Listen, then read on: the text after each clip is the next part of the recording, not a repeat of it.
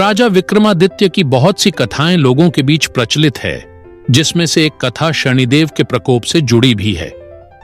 विक्रम नवरात्रि का पर्व मनाने के दौरान रोजाना एक ग्रह पर वाद विवाद किया जाता था।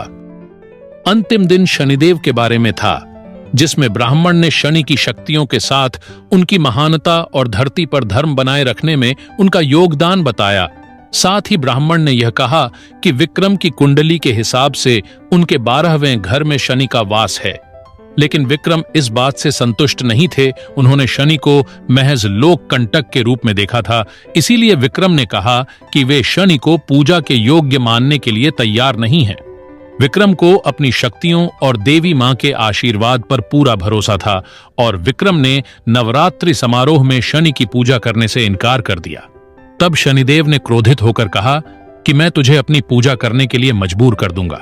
कहते हैं राजा विक्रमादित्य को सबक सिखाने के लिए शनिदेव ने एक घोड़ा व्यापारी का रूप धारण किया और विक्रम के राज्य में आ गए।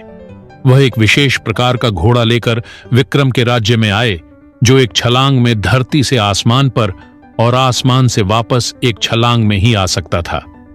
विक्रम ने उस घोड़े को खरीदने से पहले उसकी सवारी करने की मांग की और सवारी करने लगे। घोड़ा उन्हें आसमान में तो ले गया, लेकिन वापस नीचे लाने की जगह उसने विक्रम को दूर जंगलों में फेंक दिया। जख्मी हालत में विक्रम जंगल से बाहर जाने का रास्ता ढूंढने लगे। तभी डाकुओं ने विक्रम पर हमला कर उसका मुकुट छीन लिया। पानी की तलाश में जब वह नदी किनारे पहुंचे तो फिसलकर पानी के तेज बहाव के साथ काफी दूर चले गए। विक्रम पर शनि का प्रकोप अभी खत्म नहीं हुआ था। नदी में बहने के बाद धीरे धीरे वह एक गांव में जा पहुंचा, जहां विक्रम एक पेड़ के नीचे बैठे। पेड़ के सामने एक दुकान थी। विक्रम के यहां बैठने से दुकान में तेजी से बिक्री होने लगी, जिसके बाद दुकानदार ने विक्रम को अपने घर बुलाकर भोजन दिया। दुकानदार ने सोचा कि आगे भी ऐसी ही बिक्री होती रहे, जिसके लिए उसने अपनी बेटी से विक्रम का विवाह करने की सोची। जब विक्रम रात में सो रहे थे, तब दुकानदार ने अपनी बेटी को उसकी सेवा के लिए भेजा और जब उसे नींद आने लगी तब उसने अपने गहने उतारकर मोर के तस्वीर के साथ लगी कील पर टांग दिया। तस्वीर में बने मोर ने कन्या के गहने खा लिए, जिसके चलते विक्रम पर गहने चोरी करने का आरोप लगा और उसे वहां के राजा के पास ले गए। राजा ने विक्रम को दंड दिया।